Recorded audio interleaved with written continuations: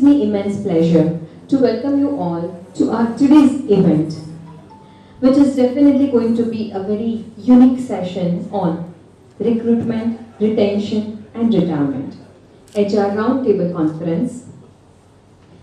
We are living in a time where the workplace is evolving faster than ever. हम सब जानते हैं कि कैसे recruitment has now become very easy because we have multiple candidates looking for a job.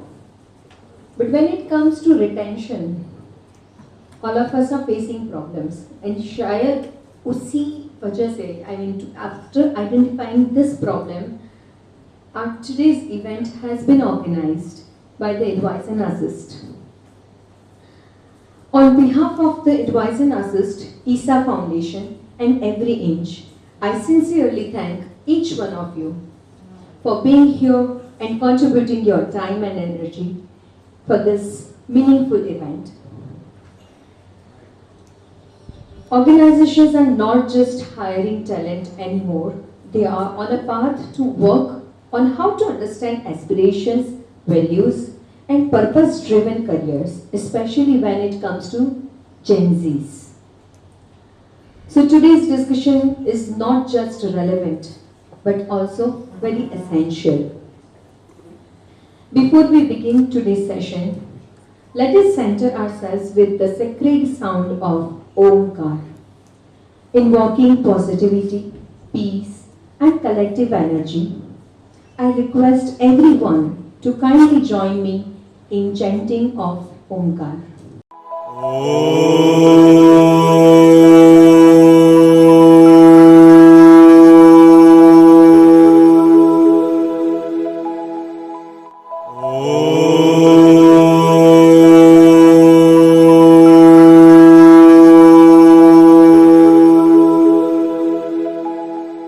Thank you so much. We are honored to have an excellent lineup of speakers today and industry experts who all have come here and have given their presence today here. So without taking much time, let us begin this enriching session filled with learning, interaction and meaningful conversations. To begin with, let's have a look on an introductory video of the Advise and Assist. The advise and assist. कुछ संगठन संख्याओं पर बने होते हैं, कुछ system पर बने होते हैं, लेकिन कुछ लोगों पर बने होते हैं। 1994 में एक विश्वास ने आकार लिया, एक विश्वास जिसने कहा, अगर आप इंसान के दिमाग को समझते हैं और उसकी भाषा बोलते हैं तो बदलाव जरूरी हो जाता है। वो विश्वास बन गया दी एडवाइज एंड असिस्ट। 3 दशकों से भी ज्यादा समय से इस नाम ने चुपचाप बदल दिया है सोच, व्यवहार और संस्थानों को पूरे गुजरात और भारत में। श्री परेश भट्ट द्वारा स्थापित एक दूरदर्शी कॉर्पोरेट ट्रेनर, व्यवहारिक विशेषज्ञ और शैक्षिक सलाहकार, मनोविज्ञान की गहरी समझ के साथ भाषा पर महारत और एक दुर्लभ क्षमता, जटिल विचारों को बदलने की शक्तिशाली कहानियों में उन्होंने सिर्फ लोगों को प्रशिक्षित नहीं किया, वो उन तक पहुंचे। आज वो मार्गदर्शन करते हैं 2 विश्वविद्यालयों, 8 कॉलेजों और 50 से ज्यादा शैक्षणिक संस्थानों का। नेताओं को आकार देना, सिस्टम को मजबूत करना और ऐसी संस्कृति बनाना जो बढ़ती है। लेकिन बदलाव कभी भी अकेले का सफर नहीं होता। डॉक्टर छायाबेन पारेख एक सम्मानित शिक्षाविद, प्रिंसिपल, कैंपस डायरेक्टर और सलाहकार। उनका नेतृत्व लाता है ज्ञान, अनुशासन और एक अटूट प्रतिबद्धता ऐसी शिक्षा के प्रति जो मायने रखती है। श्रीमती मीरा मेहता व्यास एक इंजीनियरिंग शिक्षिका और एक असाधारण काउंसलर। 15 से ज्यादा सालों से उन्होंने व्यक्तियों का मार्गदर्शन किया है, इंसान के दिमाग की गहराई में जाकर उन्हें स्पष्टता, आत्मविश्वास और दिशा खोजने में मदद करना। श्री पुष्पेश पाठक एक business growth coach, soft skills के साथ बिजनेस कोचिंग, बिजनेस रणनीति, उसका कार्यान्वयन और माप उनका प्रमुख क्षेत्र है। श्री पुष्पेश की मदद से दी एडवाइज एंड असिस्ट ने सफलतापूर्वक कई व्यवसायों को महत्वपूर्ण बदलाव हासिल करने में मदद की है। और श्रीमती नुपुर ठक्कर एक पीएचडी स्कॉलर और प्रोफेशनल कम्युनिकेशन में विशेषज्ञ। ऐसी दुनिया में जहां अभिव्यक्ति सफलता को परिभाषित करती है, वो युवाओं, विश्वविद्यालयों और संगठनों को सशक्त बनाती हैं, आत्मविश्वास के साथ बोलने के लिए और स्पष्टता के साथ नेतृत्व करने के लिए। श्री परेश त्रिवेदी और Shri Jignesh Shanishwara team advise and assist परिवार के नए सदस्य हैं, जो पब्लिक स्पीकिंग, मेमोरी टेक्निक्स और सबसे महत्वपूर्ण पेरेंटिंग जैसे विषयों के लिए एक एक्सपर्ट फैकल्टी है। ये 21वीं सदी है, विचारों, अनुकूलन क्षमता और अभिव्यक्ति का युग। अकेला ज्ञान अब काफी नहीं है, अब जो मायने रखता है वो है समझ, सहानुभूति और संचार। जनरेशन रेड आ गई है, जनरेशन जेड काम को फिर से परिभाषित कर रही है, जनरेशन अल्फा नेतृत्व करने की तैयारी कर रही है। उनके साथ काम करने के लिए हमें उनकी मानसिकता, उनकी लय, उनके दर्शन को समझना होगा, उन्हें पुराने सिस्टम में धक्के दिए बिना। आने वाले सालों में कॉर्पोरेट ट्रेनिंग वैकल्पिक नहीं होगी, ये जरूरी होगी, सिर्फ बढ़ने के लिए नहीं बल्कि जीवित रहने के लिए। शैक्षणिक संस्थानों को भी बदलाव में निवेश करना चाहिए, राष्ट्रीय शिक्षा नीति के साथ तालमेल बिठाने के लिए, भविष्य के लिए शिक्षकों को तैयार करने के लिए और जिम्मेदार नागरिक बनाने के लिए। ये खर्च नहीं है, ये भविष्य में एक निवेश है। कैंपस टू कॉर्पोरेट, छात्रों को वास्तविक दुनिया की सफलता के लिए तैयार करना। कैंपस टू क्लिनिक, युवा प्रोफेशनल्स को अपना खुद का अभ्यास बनाने के लिए मार्गदर्शन करना। और एम्प्लॉय हैप्पीनेस प्रोग्राम, क्योंकि कर्मचारी संसाधन नहीं है, वे संपत्ति है। जब लोग मूल्यवान महसूस करते हैं, संगठन फलते फूलते हैं। अगर आपका व्यवसाय अगले स्तर के लिए तैयार है, अगर विकास रुका हुआ लगता है, अगर गति खत्म लगती है, आपको सिर्फ सलाह की जरूरत नहीं है, आपको एक पार्टनर की जरूरत है। दी एडवाइज एंड असिस्ट में हम सिर्फ सलाह नहीं देते, हम आपके साथ चलते हैं। आइए विकास बनाएं, आइए क्षमता को अनलॉक करें, आइए भविष्य को आकार दें साथ में। दी एडवाइज एंड असिस्ट, क्योंकि जब लोग बढ़ते हैं, संगठन बढ़ते हैं। बहुत बहुत धन्यवाद।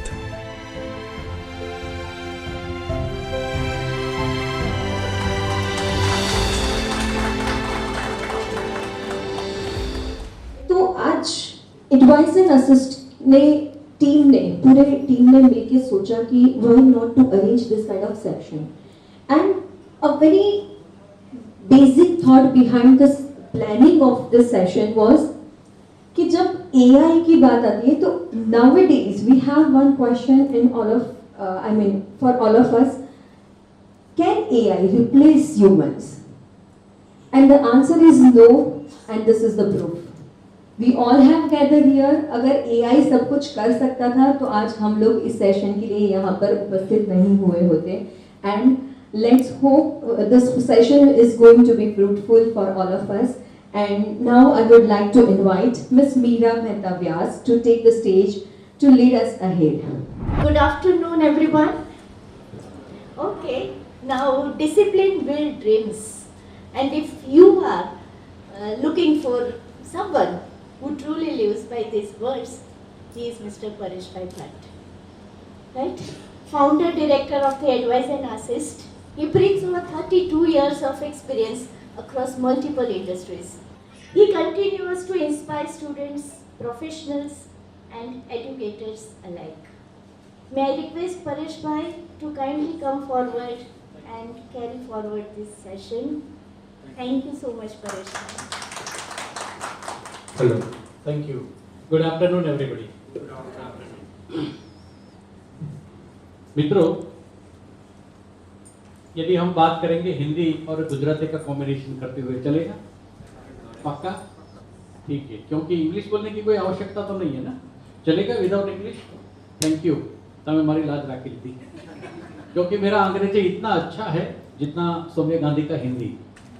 तो we are going to make some presentation in combination of Hindi and Gujarati. Friends, I am going to discuss about how to engage and manage Gen Z. यहाँ बैठे हुए सभी को मेरा सादर प्रणाम करते हुए मैं पूछना चाहता हूँ कि Gen Z के साथ काम करना कितने लोगों को आसान लगता है? Can anybody raise the hand? अच्छा, तो इसका मतलब दूसरे सवाल पूछना इतना ज़्यादा कुछ मायने नहीं रखता, क्योंकि डिफिकल्ट सबको लगता है। Friends, learning objective of my this 30-minute session is to understand the characteristics and behavioral pattern of the generation Z. This word is a very well established. Generation Z आजकल पूरे दुनिया में अपनी एक नई पहचान बना चुका है और लुकिंग टू दिस एस्पेक्ट, अब इसको समझना, being an HR, being an industrialist, being a trainer बहुत मायने रखता है। कितने लोग एग्री होते हैं? Can anybody raise? भाई फोटो पाड़ो तो। મારી આદત છે હું બધા લોકોની સાથે આવું કરાવતો રહીશ, કારણ કે બપોરના સર પ્લીઝ કમ ફોરવર્ડ, અહીં આગળ આવી જાઓ please. So friends, we are going to learn in this next 30 minutes, that is to understand the characteristics and behavioral pattern of Gen Z, to identify challenges faced by the management. उसके साथ काम निकलवाने में क्या क्या दिक्कतें आती है, और मैं चाहता हूं कि हम टू वे कम्युनिकेशन करेंगे तो our discussion will be more fruitful. How to develop adaptive leadership strategy, how to manage, उसके साथ काम करने में कैसे काम करना है और किस प्रकार से हम काम करेंगे तो उसके साथ उसकी जो बेस्ट आउटपुट है वो हम ले पाएंगे. So friends, let us start our this session, how to engage and manage Gen Z. Friends, Generation Z and Generation Alpha both are on the way. Anybody can tell me what is the exact definition of Gen Z? Yes, madam. जो जिनका date of birth 1997 से 2012 के बीच में होता है, Yes, let us give the big hand for ma'am. 1997 થી શરૂ કરી અને 2012 સુધીમાં જેમનો જન્મ થયો છે, that is called Gen Z. અહીંયા કેટલા લોકો એવા પેરેન્ટ્સ તરીકે છે જેના ઘરે આ સમયની અંદર પોતાના સંતાનનો જન્મ થયો છે? હા, ઘણા બધા. સર ડિફિકલ્ટ લાગે છે? હા, do you feel sir? Negi साहब डिफिकल्ट लागे છે? बहुत डिफिकल्ट है. Day before yesterday I was in Bharuch, तो भरूच में मैंने यही सवाल पूछा कि આ લોકો સાથે કામ કરવું સહેલું છે કે અઘરું? તો એક બહેન કહે કે ભાઈ અઘરું છે, તો બીજા બહેન કે ના ના બહુ અઘરું છે, इट इज वेरी डिफिकल्ट. અને એની સાથે કેવી રીતે કામ કરવું? કારણ કે अब ये जेन जी आपके यहाँ पे एक एम्प्लॉय बन के आता है, और जब एम्प्लॉय बन के आता है तो कुछ न कुछ तो उन लोगों की कैरेक्टरिस्टिक समझना तो पड़ेगा. And for that matter friends, Gen Z is defined as the born between 1997 to 2012. अभी ये हमारी कंपनी में हमारे साथ कॉर्पोरेट में काम करने के लिए आ चुके हैं. फ्रेंड्स, આ સવાલ મેં તમને પૂછ્યો, આ લોકો પાસેથી કામ કઢાવવું સહેલું છે કે અઘરું છે? અને बिल्कुल यदि हम समझते नहीं है कि इन लोगों से how to manage this generation Z, तो मुझे लगता है कि बहुत डिफिकल्ट है. And for the matter friends, let us watch this video. ये वीडियो बहुत बढ़िया है. No. Can you touch your sense? No. That means there is no sense. Yes. Because according to sense, anything you cannot see or touch does not exist.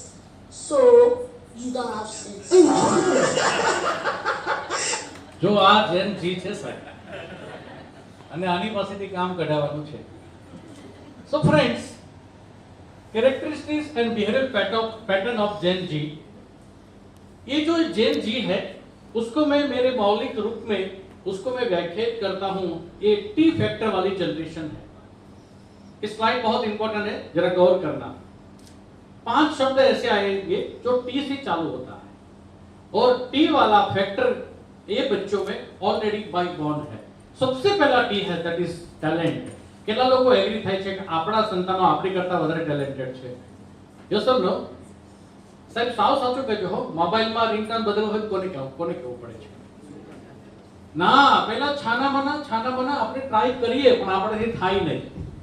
અને પેલો સ્કૂલથી કે કોલેજથી આવે ને છોકરો, એટલે આપણે કહીએ એ રિંગટોન બદલતા આવડે? લે બદલાવી આપ. जो पापा से 30 मिनट में नहीं हुआ ना, वो 30 सेकंड में रिंगटोन बदल के देता है. टैलेंट हमसे ज्यादा है. ये सब नो, लेकिन प्रॉब्लम यहीं पर ही है. टैलेंट है लेकिन मैच्योरिटी नहीं है. इसीलिए बाद में 10-15 मिनट के बाद किसी का फोन आएगा तो माइकल जैक्सन या शकीरा का रिंगटोन बजेगा, और उस वक्त हमारा जो एल्टर ईगो होता है ना, एल्टर ईगो, ये आसमान है, ए डोबा यहाँ आओ नहीं, ओम त्र्यंबकम यजामहे मुखे. हम जब इसको कहते हैं ना, ए डोबा અહીં आओ, वो समझता है डोबा किधर बैठा है. पप्पा को रिंगटोन बदलता नहीं आता है और डोबा का सर्टिफिकेट हमको दे रहा है. देखो, सबसे पहला T, that is talent. Yes और नो? कितने लोग एग्री होते हैं? हाँ. थोड़ा सा रिस्पॉन्स करते रहना। दूसरा टी है दैट इज टारगेट। दोस्तों ये टारगेट का ब्रैकेट में मैंने लिखा है parents. Parent is not the target, इसीलिए जनरेशन गैप बढ़ रहा है। इसीलिए आजकल बच्चे अपने माँ बाप के कंट्रोल में, या माँ बाप ऐसा मानते हैं मेरे बच्चे मेरे कंट्रोल में नहीं है, और वो बच्चा कल उठ के हमारी कंपनी में नौकरी के लिए आने वाला है। मैं 8 कॉलेज 2 यूनिवर्सिटी का शैक्षणिक सलाहकार हूं। मैं कॉलेज में जाता हूं, बच्चों को पूछता हूं तारे कोना जेवू बनवू छे, तारे कोना जेवू थवू छे। तो बच्चा कहता है मुझे विराट कोहली बनना है, मारे सुनीता विलियम्स थवू छे। नाનું એવું બાળક હોય તો કે મારે छोटा भीम થવું છે। 10,000 में से एक बच्चा भी ऐसा नहीं कहता है कि मुझे मेरे पापा जैसा बनना है। माँ बाप उसके टारगेट में नहीं है। देखिए सर, माँ बाप उसके टारगेट में नहीं है। उसका टारगेट दुनिया का सर्वश्रेष्ठ आदमी है, होना चाहिए, इससे कोई हमको ऐतराज नहीं है, लेकिन उसके लिए जो पाथ है, जो उसके लिए प्लानिंग है, वो नहीं है, और इसकी वजह से बच्चे डाइवर्ट हो जाते हैं। पहले के जमाने में खेडूत का लड़का खेडूत बनता था, बाप से सीखता था। दर्जीनो दीकरो दर्जी बने, बाप पासेथी सीखे। शिक्षकनो दीकरो शिक्षक बने, बाप पासेथी सीखे। આજે દર્જીના દીકરાને ડોક્ટર થવું છે, ડોક્ટરના દીકરાને સીએ બનવું છે, સીએના દીકરાને કલાકાર થવું છે, અને કલાકારના દીકરાને અમેરિકા જવું છે। બોલો પપ્પા એના માટે એટીએમ થી વિશેષ શું છે? અને આમ છતાંય તે કદાચ 10,000 में से एक बच्चा भी बोलता है कि मुझे मेरे पापा जैसा बनना है, तो भी प्रॉब्लम है। तो मम्मी ना बोलती है, हाँ गमे एवो थजे पण तारा पप्पा जेवो नहीं थतो, कारण के ए ओळखी गया है। Number 2 that is target. 3 that is technology. हम परिचित है, क्योंकि मुझे ये मेरा सेशन पहले 30 मिनट में खत्म करना है दोस्तों। चौथा टी है वो है ट्रेंड। ट्रेंड माने फैशन। अभी कुछ हफ्तों पहले मैं यहाँ एक एमबीए कॉलेज में प्रवचन करने गया था, तो जितने भी मेल्स बच्चे जेंट्स बैठे थे, कॉलेज के युवा लड़के, सभी के बाल सफेद थे।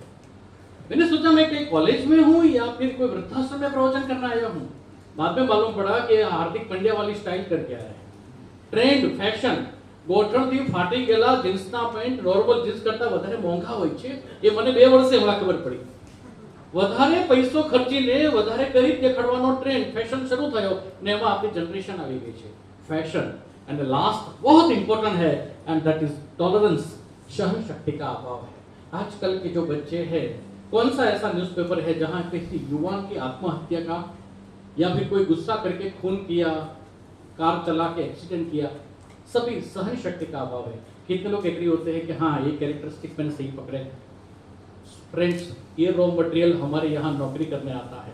जैसा नो, अब इसको पोटेंशियलिटी को बाहर निकाल के काम निकलवाना है। वैसे भी ये 5 चीजें है ना, computer, high speed internet, smartphone, digital games और सोशल मीडिया। आप जब कॉलेज में थे तब शायद आपके पास कुछ भी नहीं होगा, राइट? ये पूरी की पूरी 5 चीज लेके ये बच्चा मार्केट में बड़ा हुआ है। So this are the characteristic of Gen Z. और इसीलिए दोस्तों आजकल जेन जी कॉर्पोरेट में क्या बिहेव करते हैं, कुछ मेरे पास आए हैं वीडियो, और थोड़ा सा फनी भी है, लेकिन यू विल एंजॉय कि हाँ शायद ये आपने भी कहीं ना कहीं इसका यह कम अक्रॉस। सो फ्रेंड्स, कुछ स्लाइड्स मैंने आपके साथ शेयर इसीलिए किया कि हमको मालूम पड़े कि जेन जी के साथ डील करना डिफिकल्ट भी है, और यदि हम सीखे तो इसको मैनेज भी कर सकते हैं।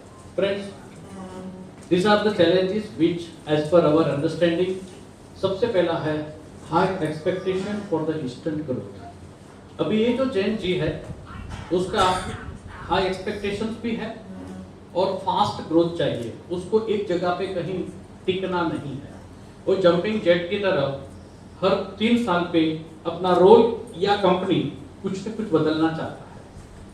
दूसरा है strong demand of the work life balance. पहले के जमाने में यदि हम कहते कि भाई हम 12-12, 15-15, 18 घंटे काम करते थे, तो शायद अभी की ये जनरेशन वो समझ में नहीं आता है कि शायद तो बच्चे अपनी व्यक्तिगत जीवन जीवन शुभ, ये उसका एक आर्ग्यूमेंट होता है। Preference for the meaningful work, duplication of the work થતું હોય તો તરત એવું કહેશે કે સર इसकी क्या जरूरत है, एट द सेम टाइम उसकी कम्युनिकेशन स्टाइल कुछ अलग है, उसका कम्युनिकेशन और हमारा कम्युनिकेशन में कुछ ना कुछ गैप भी आता है। लो रिस्पेक्ट अबाउट द अथॉरिटी। अपना जो रिपोर्टिंग सुपरवाइजर है, अपना जो बॉस है, इसके साथ इन लोगों की जो एक बिहेवियर पैटर्न है, इसमें रिस्पेक्ट की कमी लगती है। कितने लोग एग्री होते हैं? Please raise your hands. Wow, almost all. And higher job mobility, एक जगह टकूद नहीं क्या है। Friends, this all are the challenges which we are facing on day to day while we are managing Gen Z. क्यों है ऐसा? क्यों? दोस्तों रीजन है, सबसे पहला उसका रोल मॉडल दुनिया का बेस्ट है। छोटा सा बच्चा फुटबॉल लाके दो, 5 साल का, 6 साल का, 10 साल का बच्चा है, क्या बनेगा? रोनाल्डो। હજી એને વિચાર નથી પહેલા હું મારી કોલેજની ટીમમાં સિલેક્ટ થાઉં। જરાક નાની એવી વાત કોઈ પણ મળી, દુનિયાના બેસ્ટ માણસ સાથે પોતાની જાતને સતત કમ્પેરિઝન કરે છે, કારણ કે એવન્યુઝ ઓપન થઈ ગયા છે અત્યારે સોશિયલ મીડિયા પર सब कुछ अवेलेबल है, इसीलिए they are always their role model is world's best person. Number 2, over protected child. क्यों वो? Why he is talking about the work life balance. मैं यहाँ उसका नाम उद्घोष नहीं करूंगा, लेकिन last month when I was there in a interview panel, तो एक बच्चे को जब सैलरी नेगोशिएशन की बात आई तो कहता है कि तुम्हारी मम्मी साथे बात કરી લેશો, will you talk to my mother. કેમ? એની મમ્મીને વાત કરી, સાહેબ તમારે ત્યાં જમવાનું કેવું હોય છે, કેટલા કલાક કામ કરાવો છો। Means over protected. मम्मी नक्की करती है कि मेरा बच्चा कहाँ जॉब करने जाएगा, और ऐसे बहुत से ऐसे माँ बाप को मैंने देखा है कि वो शुद्ध गुजराती में कहते हैं कि तारा पप्पा कमाई छे, हाँ साहेब बहू के तो नौकरी छोड़ी ना तो रहे बेटा। एंड बिकॉज ऑफ दैट उसके साथ हमारा काम करने का कोई एक केमिस्ट्री जो सेट होता है नहीं होता है। Number 3, they want to understand why I am doing this. आ काम हम करूं છું શું કામ? बात कुछ हद तक सही भी है। At the same time they are interested in authority, not in philosophy or great people। अभी ये बात तो थोड़ा सा मैं यहाँ 30 सेकंड का पॉज लेके आपके साथ चर्चा करूंगा। Why they are not respecting their immediate supervisor? Because उसका immediate supervisor उसके सामने रोल मॉडल नहीं है। आजकल के बच्चे को गांधी का, कलाम का, कपिल देव का कोई वार्ता नहीं सुननी। वो बोलता है सर आपने क्या किया, मुझे आप में रस है। जब हमारे पास हमारा कुछ इतना कुछ कहने को नहीं होता है, respect is not demanded, it is communicated. इसीलिए आजकल का बच्चा पास्ट की कोई बात में जाके हमको रिस्पेक्ट देगा ऐसा मान लेना शायद हमारी ओर से थोड़ी सी जल्दबाजी हो जाएगी। Friends, and managing the Gen Z employ is a combination of art and science. Friends, आजकल हम इतनी कंपनी में काम करते हैं, इतने सालों से काम करते हैं, हम देखते हैं जनरेशन जेड के साथ काम करना ये कोई विज्ञान भी नहीं है, ये कला भी है। तो इसका कॉम्बिनेशन करते हुए बीइंग एचआर मैनेजर हमको आगे बढ़ना पड़ेगा। Now friends, let us move forward and that is the leadership strategy. शायद ये सेकंड लास्ट या 1-2 स्लाइड मेरा प्रवचन में जो जेन जी के साथ मैनेज करने वाला केस मेरा जो सेशन है, सबसे इंपॉर्टेंट स्लाइड है। यदि आपके टीम में, आपके घर में जनरेशन जेड है तो उसको मैनेज कैसे करना है?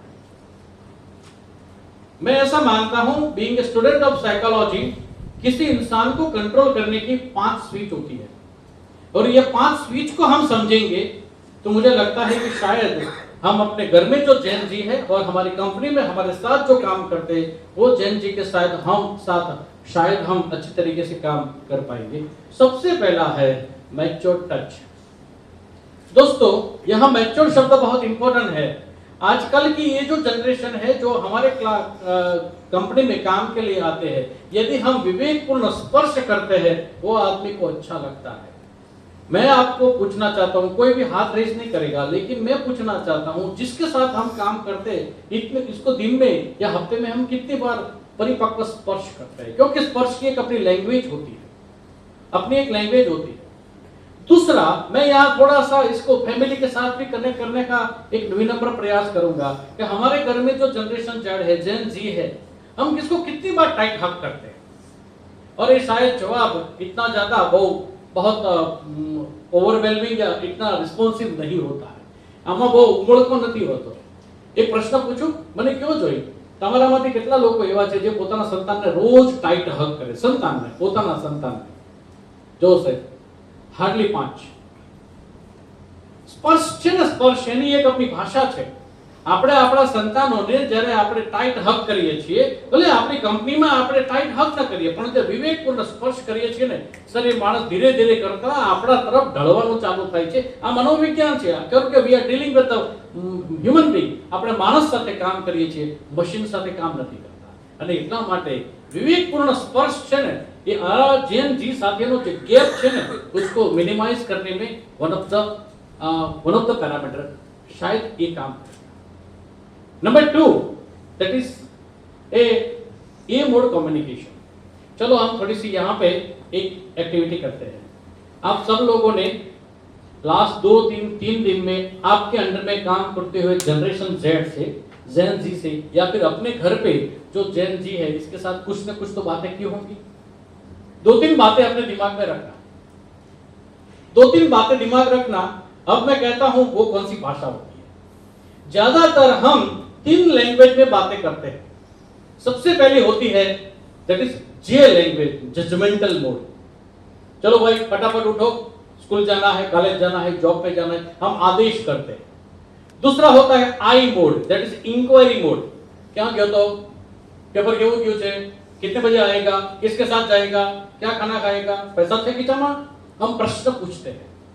और तीसरा सवाल जो होता है वो होता है दैट इज एडवाइजरी मोड. वाहन धीमे धीमे चलाओ छे, चावी चावी जमचे, पेपर ध्यान थी लगचे. ये 3 के अलावा और कोई लैंग्वेज हम बोलते हैं? 3 के अलावा और एक लैंग्वेज है एंड दैट इज एप्रिसिएशन की लैंग्वेज. दोस्तों एप्रिसिएशन सबको अच्छा लगता है. एप्रिसिएशन सबको अच्छा लगता है. यदि हम एप्रिसिएशन वाली लैंग्वेज बोलना चालू करेंगे, बिलीव मी, वो बंदा वो आपके साथ धीरे धीरे कनेक्ट करना चालू हो जाएगा. कितने लोग एग्री होते हैं? यस और no? Third one that is gift. Gift के लिए ज्यादा खर्चा करने की कोई आवश्यकता नहीं है, लेकिन यदि हम at least once in a quarter एक छोटी सी अपने खीसे में एक पेन भी दे दो उसको, तो उसको ऐसा लगेगा कि यार मुझे कुछ मिला. एक गिफ्ट है ना, इसमें कॉस्टिंग नहीं देखना है, गिफ्ट होता है इसमें देखना हो उसकी वैल्यू देखना है. Fifth one that is listen.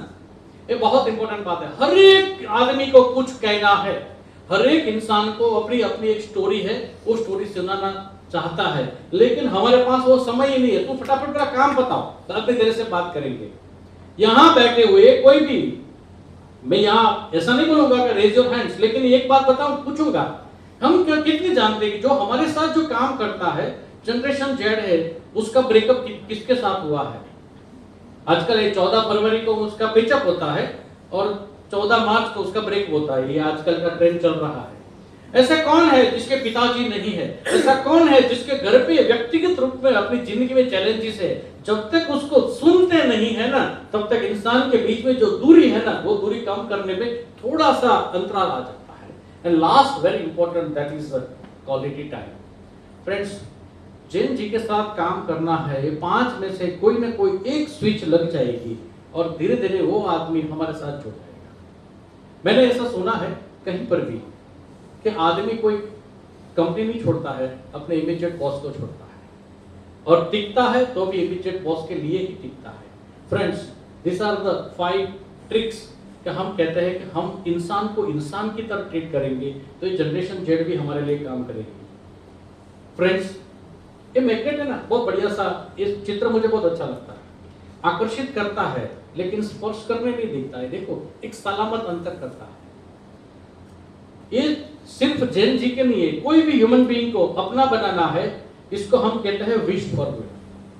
और विश फॉर्मूला में सबसे पहला होता है वेलकम. आ मैंने गुजराती में 4 ओनी फॉर्मूला पर हूं कहूं छू. कोई भी आदमी जब भी हमको मिलने आता है, यदि हम वार्म वेलकम करते हैं तो वो आदमी दोबारा हमारे पास विदाउट हेजिटेशन आ सकता है. यस और no? Being HR manager corporate में हमने भी जॉब किया है. एचआर मैनेजर नहीं तो हम गर्मी लगे ना, एचआर आवे तो लोग उन पर से हो जाए. वो फासला मिटाना पड़ेगा. वो फासला मिटाने का समय आ गया है. दूसरा है वार्म वेलकम के अलावा दैट इज इनकम, यदि हम इसको कुछ बेनिफिट करवा सकते हैं, लेकिन शायद नहीं भी करवा पाए क्योंकि वो इंक्रीमेंट तो अपने परफॉर्मेंस पे होता है। स्किल कुछ उसको ऐसा सिखाए जो उसकी स्किल को लेवल नेक्स्ट पे ले जाए। एंड एच हैप्पीनेस, यदि चार में से कोई भी एक चीज हमको मिलने से हमारा जनजी या हमारा फैमिली मेंबर आता है, वो लगातार हमारे साथ जुड़ जाएगा। Friends, these are the few of the formulas which normally we are teaching in our during training programs, कि यदि आने वाली पीढ़ी के साथ काम करवाना है और ये लंबे अरसे सस्टेन करना है, तो उसको हमारे साथ जुड़ने के लिए मिडिल मैनेजमेंट को चेंज करना पड़ेगा। Friends, thank you very much and God bless you. Thank you. अगर देखने जाए तो जो 5 T's फॉर्मूला की बात हुई है, then definitely Gen Zs, they have the amalgamation combination of all this 5 T's, and शायद इसी वजह से उनकी मेंटालिटी थिंकिंग प्रोसेस अलग है। बट कहीं ना कहीं अगर उनके साथ काम करते हैं तो हमें भी बहुत सारी चीज़ें सीखने को मिलती है। That's what I have also experienced. और एक बात जब परेश सर बोल रहे थे तब मेरे दिमाग में जो आई वो शायद ये है कि I am not from Gen Z, obviously I am millennial. तो मेरे जो पेरेंट्स थे वो मेरे पापा, मेरे दादाजी, वो लोग ऐसा कुछ बोलते थे इन गुजराती आई वुड से कि બરાબર ગાદી તપાવવી પડે કોઈ પણ જગ્યાએ તો તમે કંઈક આગળ વધી શકો ને કામ કરી શકો. But today's generation, Gen Zs and Gen Alphas, they do believe completely differently and they believe कि अगर एक ही एक जगह पर काम करते रहेंगे तो कुछ नहीं सीख पाएंगे. एंड शायद यही हम सबका this problem is being faced by all of us. तो परेश सर ने एकदम जो बात की, how he has highlighted empathy, adaptability and communication, these are becoming the foundation of modern workplaces.